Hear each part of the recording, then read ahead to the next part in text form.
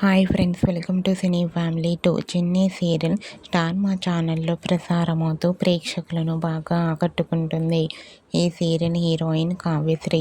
కావ్యశ్రీ ఈ సీరియల్లో ఉషా అండ్ కావేరి క్యారెక్టర్లో చాలా అద్భుతంగా నటించి తనకంటూ ప్రత్యేకమైన గుర్తింపును సంపాదించుకుంటుంది.